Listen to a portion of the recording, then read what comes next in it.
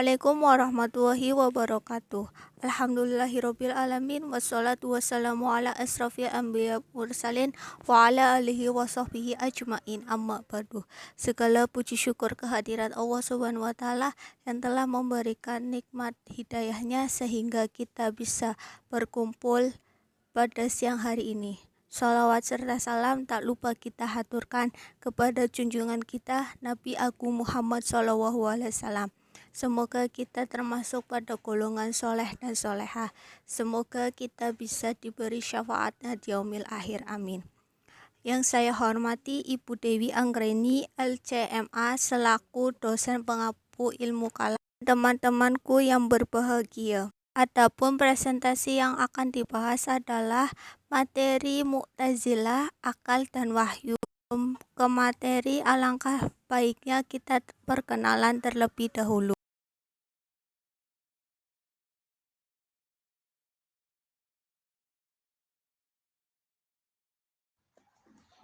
Bismillahirrahmanirrahim.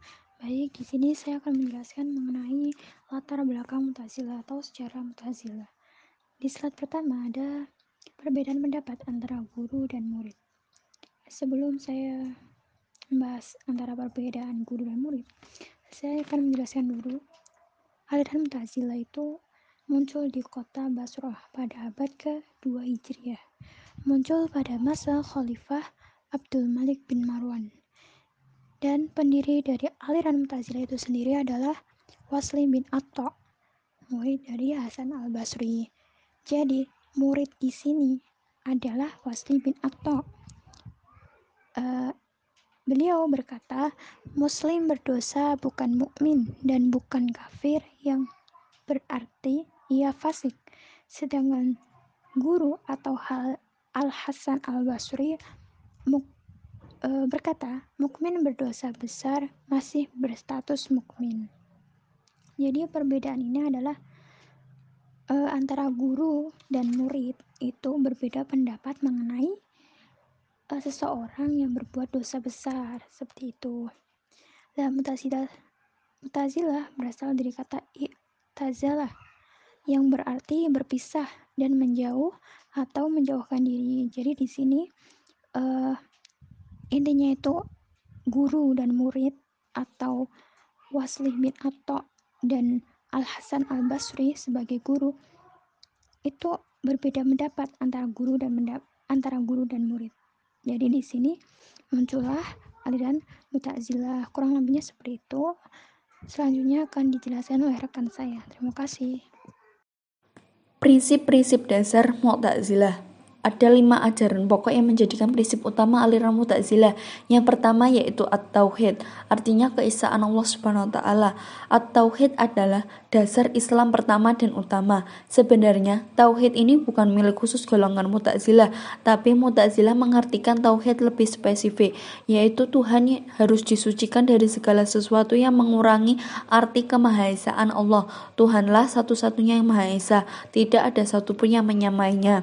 Yang kedua yaitu Al-Adl, artinya keadilan Allah Subhanahu wa taala. Al-Adl masih ada hubungannya dengan tauhid. Dengan Al-Adl, Mu'tazilah ingin mensucikan perbuatan Tuhan dari persamaan dengan perbuatan makhluk. Karena Tuhan Maha sempurna, maka Tuhan pasti adil. Yang ketiga yaitu Al-Wa'du wal Wa'id, artinya janji dan ancaman.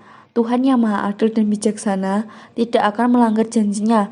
Kaum Mu'tazilah yakin bahwa janji dan ancaman itu pasti terjadi, yaitu janji Tuhan yang berupa pahala surga bagi orang yang berbuat kebaikan dan ancaman yang berupa siksa neraka bagi orang yang melakukan perbuatan dosa atau durhaka.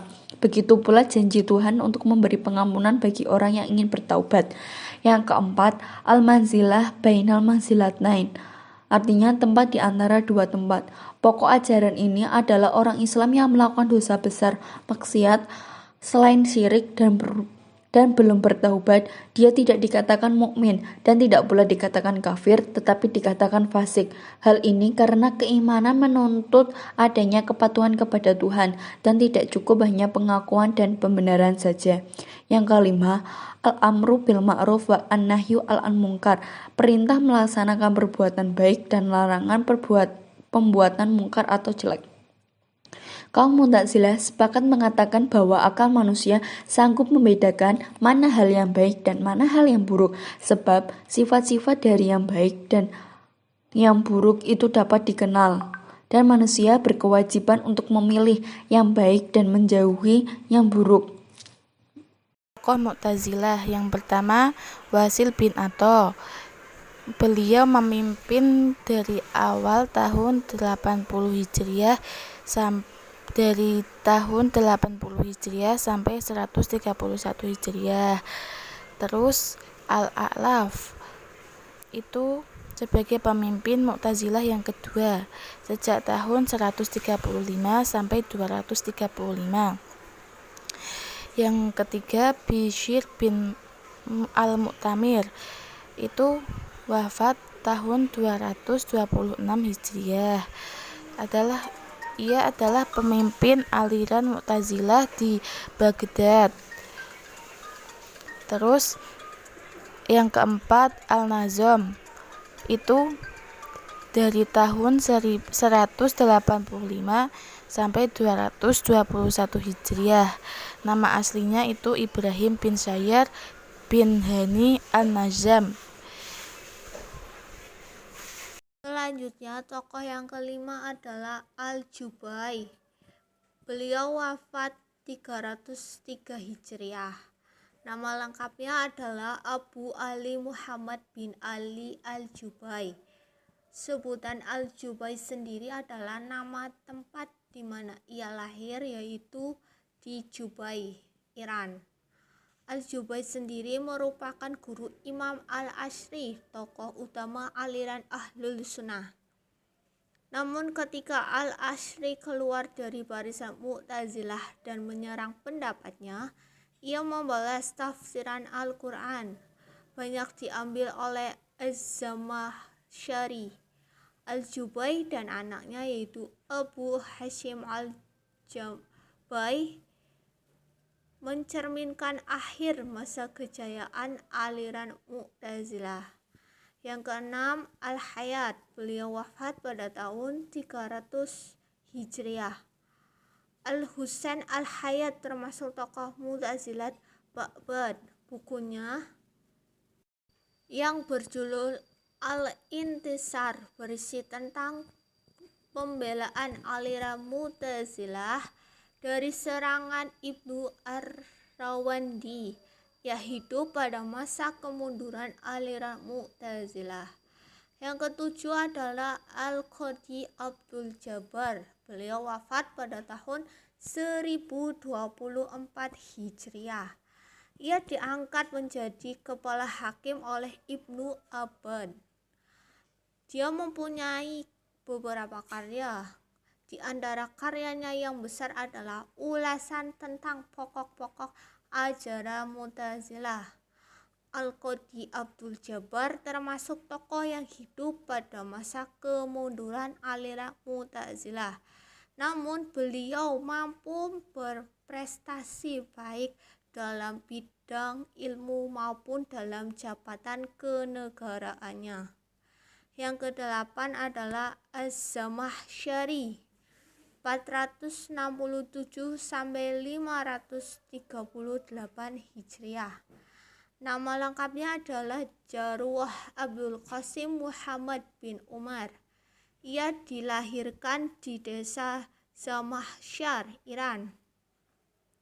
Ia dikenal sebagai tokoh dalam ilmu tafsir, nahwu, dan pamasastra. Beliau juga mempunyai karangan yang terang-terangan menonjolkan paham Mu'tazilah. Misalnya dalam kitab tafsiran Al-Kasyaf, beliau berusaha menafsirkan ayat-ayat Al-Quran berdasarkan ajaran Mu'tazilah, terutama 5 prinsip ajarannya.